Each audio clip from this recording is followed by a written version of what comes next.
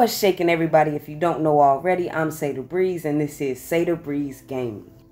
And if you're familiar with my channel, or if you decided to come check it out from TikTok, I just want to say thank you so much for the support. And let's just jump right into this video. So as you can see, we are in the world of Brightchester, and this lot is the library lot, the campus library lot that is in the dead center of both universities, of Foxbury University and Brightchester University. One thing that I especially kept in mind is that I wanted this lot to remain a place where both campuses students can come and study. So Brightchester and Foxbury students can come here and have that homey university vibe, but yet they can still mingle and study with their study groups from their university or meet new people from the other university. And my main goal with this build refresh was to pretty much redo the inside completely, but leave the outside the same, because the outside fit the campus vibe so much.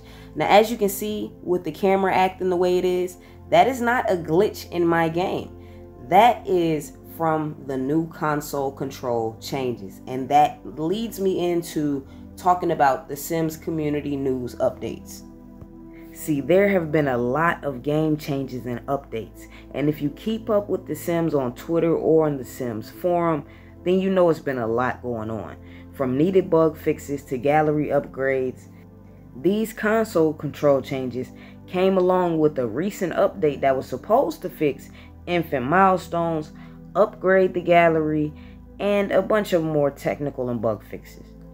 Now, if you're a console simmer, you know firsthand when it comes down to updates, we have the updates forced on us. We do not have an option to not update our game. Like, we have to update the game, and I'm pretty sure PC goes through it too. The difference is if you're online or offline on console playing The Sims and they force an update, it will crash your game. Now, that is not the point of the Sims community updates that I am trying to bring up. That, however, is an important note to keep in mind. Now, I myself, like most simmers, I didn't fully react at first when finding out that console controls changed. I wanted to research more to see what all was affected and if it would benefit or negatively affect our gameplay.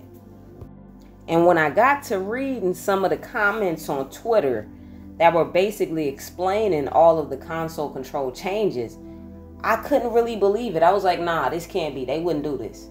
So I had to go see for myself. And I have to be completely frank with you. These changes do negatively affect console player games. Like, it affects our entire experience on the game, especially if you use the free camera. Now, this is not to say that anyone that was bashing The Sims was justified in harassing any of the developers. And this is not to say that all of the changes they made to controls for console were bad. This is simply a deep dive into what all the console controls affect and how this could affect simmers that play on console altogether. So first thing first, let's talk about the positives, because I'm all for positive change, progress, and upgrades, okay? In build mode, there's only, from what I've seen, one control that has really switched, and it's just the button that you use of when you're selecting to place a single tile or if you want to cover the entire room in tile, and the same thing for wallpaper. They just switched it to Y on Xbox, so I don't really know all of the controls or whatever, the buttons for PlayStation, even though I used to play PlayStation. Don't judge me, not too much on me now. But for Xbox, they just changed it to Y. If you want to switch it to change the whole room, and then if you want to switch it to change back. That specific control wasn't really a negative for me because it was more comfortable on the controller just to be able to click Y really quick to see if I want to cover the entire room or cover just that one tile. So, I mean, I feel like that's positive. And overall, there weren't a lot of console control changes, so that was really the only positive out of the control changes. However, there were some positives with the update. for instance, the gallery upgrade is so much nicer. It's more organized. If you have duplicate builds, they're all going to be back to back. So I feel like that was a really positive change. There's just one issue with the gallery right now. One, it keeps crashing when I try to upload every now and then, and this has like been kind of frequent since the update. And two, the gallery is missing our number of downloads and our number of shares and our number of followers. And I'm not one that really cares too much about my amount of followers or my shares, but just to be able to see how many people downloaded the builds that I created and put hours and hours into building, like it means a lot when people are able to show love to your builds by downloading them or commenting on them. And I mean, I'm pretty sure you can still see the comments, but the downloads aren't there anymore. And you know, I started making a lot of progress with the amount of downloads I was getting. So that would be something that would be really nice for them to bring back. And now on to the negatives about the console control changes. If you're a new simmer, I know this will probably seem like minute, but if you've been playing The Sims for a while, you will understand why a lot of the community was emotional and frustrated about this, because it does affect our experience in game. So the zoom in and the zoom out button of the FreeCam, which is the camera that I'm using in this video right now, those controls now overlap with the speed up and the slow down. Okay, and those used to be two separate controls. Like, you would be able to use the FreeCam and you could zoom in and zoom out freely without having to worry about the game pausing or unpausing. Now that itself is a conflict, right? But then on top of that, it causes the game at times to crash when you're doing certain in-game events, such as birthdays, or if you're aging a sim up and then you go into 3 times speed while you're in FreeCam because you accidentally zoomed in, and now the game is frozen on the choose a new trait page, you know, and it's just stuck on that pop-up. And that may be a bug in itself with the aging up. However, it's more of an issue now because the zoom in and zoom out is the speed up and the slow down, which can cause a sim to travel faster than you wanted them to, and your game end up crashing because you didn't save beforehand. And on console, that is something that kind of frequently happens. You know, if you don't save after a certain amount of time, if the Sims forces an update, then your game crashes. And sometimes the game just freezes and crashes, you know, and it's nothing against the game because I love the game, but I'm going to be honest about this while reviewing these new console control changes. Now with change, you also have to keep in mind, you know, that there will be different perceptions of it. And honestly, I feel like the control layout that they were going for could have been thought out more or tested more, because considering the fact that not every simmer uses a regular controller, not every simmer can use every button on every controller, not every simmer like myself can remember controls easily.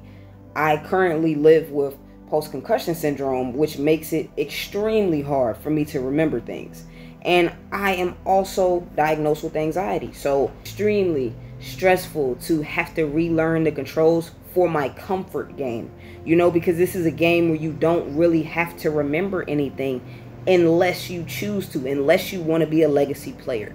So I do want to bring that up because I feel like that's just something really important that I want to make sure that people, you know, comprehend, is that not every gamer is the same and not every gamer plays the game the same, but these changes do affect pretty much all console players, okay? Because, I mean, regardless if you think about it or not, a lot of us use the FreeCam, you know, even if it's just to sit back and watch your Sims go wild, you know, and watch it like a TV show. You feel me? Like, or if you use the FreeCam to showcase the Sims itself, to showcase the work and time you've put into building, or the time you've put into cast and making and creating diverse Sims. Like, just think about all the things that will be limited if these console controls stay the same. And the only reason why I'm saying this is because it was a lot of controversy behind the response from The Sims to us console players. And, you know, I try not to take it personally because, you know, I have played both on console and on PC. And I try to be as impartial as possible because I did start on console with the OG, you know, OG Sims, you know what I'm saying? But times have changed, and, you know, we do have to keep in mind that when you're dealing with big companies and huge games that take up not only a lot of space but a lot of time to create, we do have to consider that they have a lot on their plate. You know, it's currently being talked about right now, I guess, with the higher ups in The Sims or EA. They're currently discussing if they are going to switch the controls back. They're seriously considering it. That is the last update that we pretty much got from the Sims forum. But I also would hope that the game developers and the companies themselves would also consider us console players, because we spend just as much money, if not more, on The Sims than PC players, because PC players choose to pay for people's Patreons and stuff to buy Sims, CC, and mods. But there are places you can get all of the Sims packs and the Sims kits and the Sims CC and the Sims mods for free for PC. So for console players, it is tougher because we are trying to make the best of all we have. So please keep that in mind, you know. And pretty much for the console changes, I really hope that they do switch them back, because like the free cam is what kind of keeps me playing the games on the day that I really don't feel like dealing with my Sims a lot.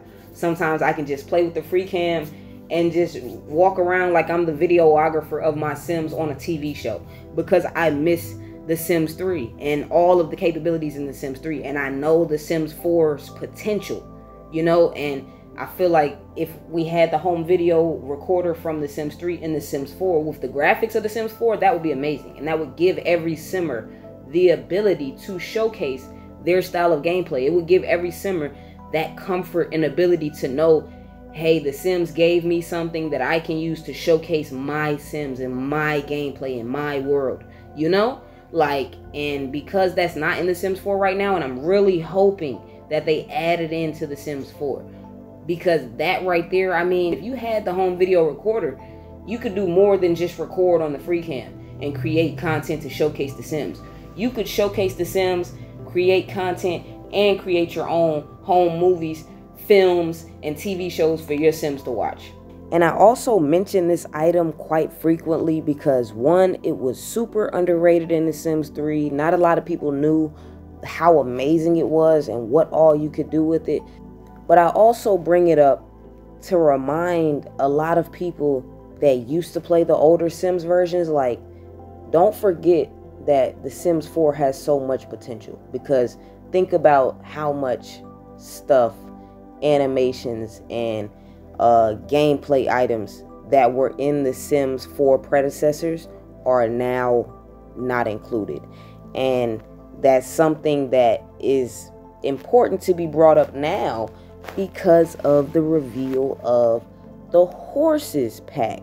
So I guess it's going to be like a horse ranch expansion, you know, and it sounds amazing. I really just look at it kind of how a lot of people are looking at it, like the past Sims games had more included in each expansion pack, it seems like. Like, yeah, we get a world and clothes and stuff like that with The Sims 4, and we get gameplay items, you know, and they're amazing items.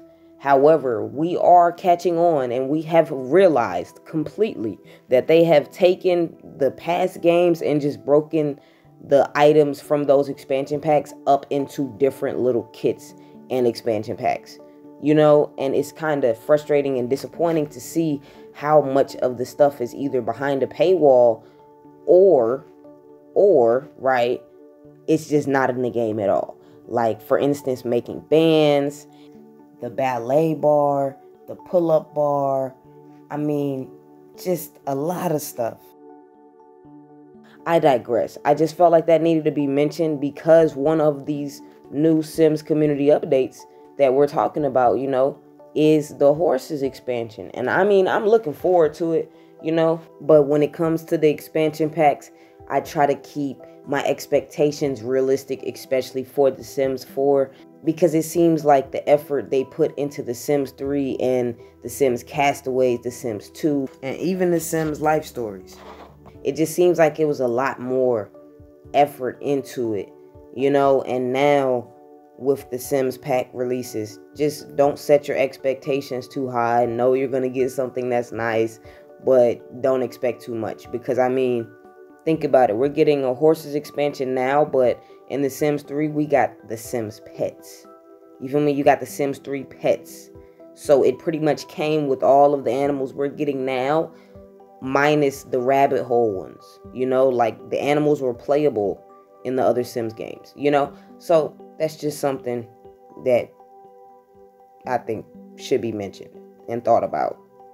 And as a community, you know, we really need to think about that for real.